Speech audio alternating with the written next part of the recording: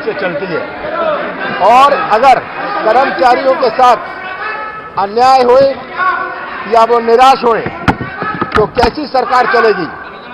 अभी हमारे साथी सज्जन वर्मा जी ने एक साफ स्पष्ट साधारण प्रश्न पूछा पुरानी पेंशन स्कीम का और मंत्री महोदय ने, वित्त मंत्री ने कहा ऐसा कोई हमारा प्रस्ताव नहीं है।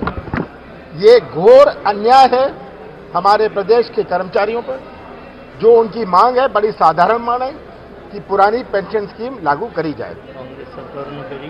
कांग्रेस ने करी थी और कांग्रेस की सरकार बनेगी तो हम आवश्यक ये लागू करेंगे। यहाँ खड़े हुए जितने भी अधिकारी हैं, पुलिस वाले खड़े हैं, कर्मचारी हैं, इनको पुराना पेंशन नहीं मिलता।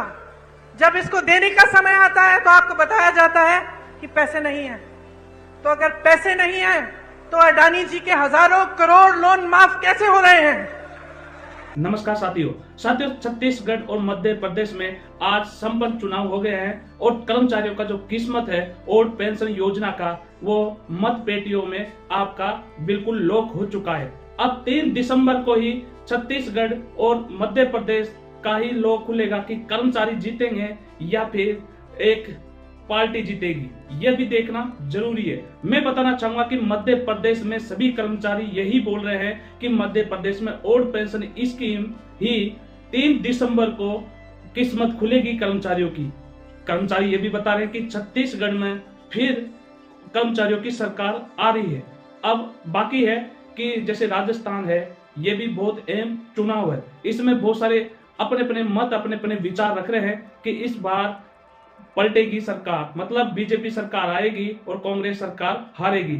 इस बार, अब की बार, उस बार इस तरह का होने वाला नहीं है, क्योंकि गुपचुप रूप से ही कर्मचारी अपने ओपीएस पर चोट करते हैं वोट की।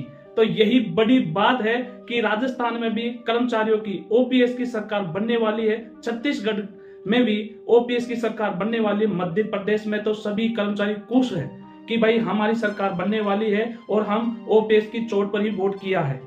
तो अब बताइए कि अब भी कर्मचारी अगर संगठन का साथ नहीं दे रहे हैं, आप ओपीएस के लिए संघर्ष नहीं करेंगे, क्योंकि अभी तो परीक्षा का रिजल्ट बाकी है और सेमीफाइनली का ही रिजल्ट बाकी है। अभी तो फाइनल 2024 में होने वाला है और वो फाइनली ही आपकी ओल्ड पेंशन के लिए या एनपीएस के लिए ही तय करेगा कि फाइनल में ओपीएस जीतेगा या एनपीएस जीतेगा। तो इसलिए अभी भी एकजुट बनी रहिए और 21 और 22 नवंबर को बहुत ही बड़ा निर्णय लिया गया है। सभी रेल कर्मचारियों ने, सभी रेल के संगठनों ने मिलकर 21 और 22 नवंबर को अपने ओपीएस के लिए, हड़ताल के लिए, स्ट्राइक के लिए अपने ओपीएस के पक्ष में वोट करने जा रहा है। पूरा भारतीय सभी मत देंगे, क्योंकि ओपीएस है तो हमारे बुढ़ापा सुरक्षित है। बुढ़ापा की लाठी और बुढ़ापा की सुरक्षा के लिए हम देश की प्रगति और देश की और विकास के लिए अगर हम पूरा जिंदगी दांव को लगा सकते हैं तो हम ओपीएस के लिए वोट क्यों नहीं कर सकते हैं। ये भी देखने की बहुत बड़ी बात है। अभी भी आप समझिए कि अभी जहां पर चुनाव बाकी है, सभी को समझाइए, चाहे आपका भाई हो, चाहे आपका परिवार हो, चाहे आपका दोस्त हो, चाहे आपका पड़ोसी हो, या फिर आपका गांव हो, मजदूर हो, दुकानदार हो, कि भाई अगर आपका बेटा पढ़ेगा तो नौकरी लगेगा, और नौकरी लगेगा तो एनपीएस में जाएगा तो रिटायर्ड होगा तो 4-5 हजार रुपये उसका पेंशन मिलेगा। उस महंगाई के जमाने में